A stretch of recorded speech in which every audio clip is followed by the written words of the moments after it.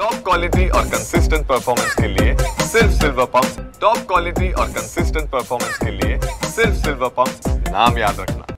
दीनानाथ मंगेशकर रुग्णालयाच्या प्रवेशद्वारावरती वेगवेगळ्या संघटनांकडून आक्रमक आंदोलन जे आहे ते पाहायला मिळाली। मात्र आता पुणे पोलिसांनी महत्त्वाचा निर्णय घेतलेला आहे, तो म्हणजे मंगेशकर रुग्णालयाच्या परिसरामध्ये 5 पेक्षा अधिक लोकांना रुग्णाच्या नातेवाईकांच्या व्यतिरिक्त जमता येणार नाही अशा पद्धतीचा निर्णय पुणे पोलिसांनी घेतलेला आहे। त्यामुळे या 100 मीटरच्या परिसरामध्ये आता कोणालाही आंदोलन करता येणार नाही, कारण आपण पाहतोय की रुग्णालयामध्ये रुग्णांच्या नातेवाईकांची त्याचबरोबर रुग्णांना भेटायला येणाऱ्या लोकांची गर्दी जी आहे ती मोठ्या प्रमाणावरती असती।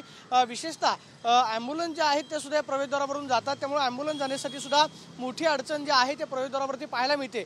बॅरिगेटिंगकडून 2 दिवस झालं वेगवेगळ्या संघटनांकडून आक्रमक आंदोलन झाल्यानंतर रस्ता जो आहे तो अडवण्यात येत होता, कारण आंदोलक जे आहेत ते हॉस्पिटलमध्ये घुसणार नाहीत याची खबरदारी पोलिसांकडून घेतली जात होती। मात्र त्याचा त्रास जो आहे रुग्णाचे नातेवाईक त्याचबरोबर ॲम्ब्युलन्स जाण्यासाठी होते, त्यामुळे पुणे पोलिसांकडून आता या 100 मीटरच्या परिसरामध्ये प्रतिबंधात्मक आदेश जे आहेत ते जारी करण्यात आलेले आहेत आणि 5 पेक्षा अधिक लोकांना म्हणजे जमावबंदी जी आहे ती या ठिकाणी पुणे पोलिसांकडून लावण्यात आलेली आहे। आणि 100 मीटरच्या परिसरामध्ये आता आजपासून ते 19 तारखेपर्यंत कोणालाही आंदोलन करता येणार नाही, त्यामुळे पुणे पोलिसांकडून आंदोलनासाठी आपण पाहतोय की होऊ नये यासाठी खबरदारी म्हणून या संपूर्ण परिसरामध्ये 100 मीटरच्या परिसरामध्ये 5 पेक्षा अधिक लोकांना जे आहे एकत्र येण्यास मज्जाव करण्यात आलाय।